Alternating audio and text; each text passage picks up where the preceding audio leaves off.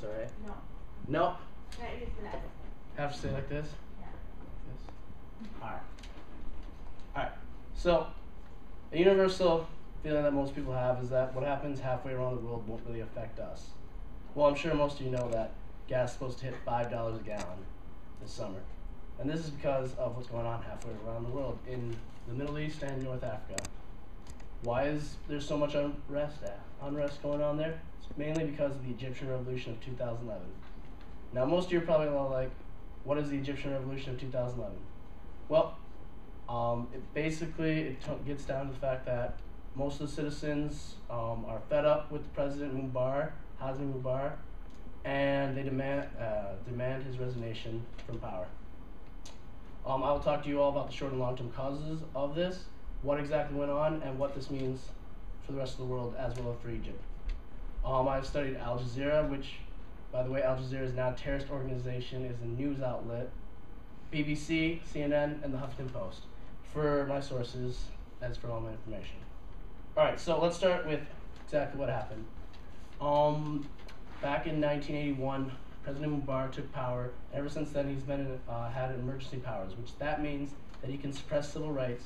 So freedom of speech, freedom of press, freedom of religion, all that is gone. You can't have any of that.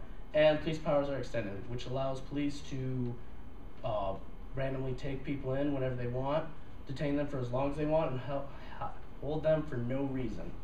And they're also allowed to torture and kill people in the name of the country. Another thing would be the high unemployment there. I mean, due to this recession, employment has skyrocketed there. Poverty is rampant there. And now there's only a few ruling elite in the entire country that actually live somewhat decently. Alright, and those are more the long-term causes. The short-term causes would be the Tunisia Revolution, which, by the way, Tunisia is another country in North Africa. And after a week of protesting, they were able to get rid of their president. So Egyptian anti-government activists saw this as their opportunity to get rid of Mubarak. So on January 25th, they organized a protest day against the police and Mubarak. And then at first, protests took place in Cairo, and at first it was peaceful. I mean, no one was getting hurt. They were just, protesting. Then the police showed up and soon quickly turned to violence. And when it turned to violence, then riots began. And riots went on for a couple weeks. I mean, got pretty violent there. After 2 days after the riots started, the government shut down the internet because there they don't use it, for socializing. They use Facebook, Twitter, all that good stuff to coordinate where they're gonna protest, how they're gonna protest, all that good stuff. So they did that, and they decided to respond with violence and more violence, and and Mubarak in response decided that, hey, I will kick out all my vice president, my attorney general, all those people. He said he's going to reform a new government made of new people. However, the people don't want new people in the government. They want him out because he's been in power since 1981. He's basically a dictator. Just think like, living under Mussolini, Hitler for 30 years. I would want him out. Alright, so then after they shut down the internet, they decided that, hey, alright, we'll get it back up there because it doesn't look good. Because by this time, the entire world was watching Egypt. They basically were criticizing Mubarak for being a dictator and ruthless leader, then they were sympathizing with the people. So they got the internet back up, they toned down the violence a bit, and they were making more concessions to the people. Then Mubarak decided that, hey, alright, I will make new laws and I will not run for re-election in the fall.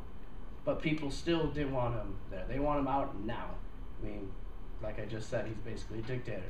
And so, one of the opposition leaders, Mohammed al-Bardeh, who's favored to be the next president in Egypt, decided to instigate labor strikes throughout the country, and that brought the country to a standstill on February 9th.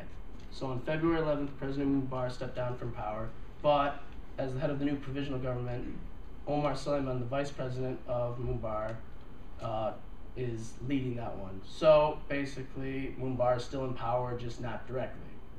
So, but with the future uncertain in Egypt, there are a few things that are certain. I mean, if you guys are paying attention to the news, you'll see that in North Africa and the Middle East, there is countless rioting all over the place. Libya is the worst. Libya is, to put it simply, going to hell very quickly. And then not only that, but Iran, Algeria, Jordan, every country in the Middle East and North Africa has had some form of protesting and rioting against their government. So there's lots of unrest in the entire region, and the future will only show what goes on for what happens for that area. And another thing, one thing that the United States is really afraid of, as well as Europe, is that Muslim extremist groups, they're afraid that they will get power through all these riotings by taking control of the government and all the chaos that consumes all these countries, and that would suck. And the last thing, and I know this thing you guys care most about, is that gas will shoot way up. I mean, the Suez Canal that Egypt owns is where we get most of our oil. Without that, gas, like I said, will shoot to $5 a gallon, maybe even more, because they can decide how much they charge us. All right, and yeah, that would suck, I guess. But you guys got to remember. I mean, after 30 years of oppression, no civil rights, no freedom of speech, no freedom of press, none of that, and after living just in terrible, terrible conditions and probably not having a job or anything like that, what's left to do besides just rise up and get rid of your president? I mean, and they were successful in that. They got Mubarak out. However, Mubarak's still in power, but their future remains uncertain.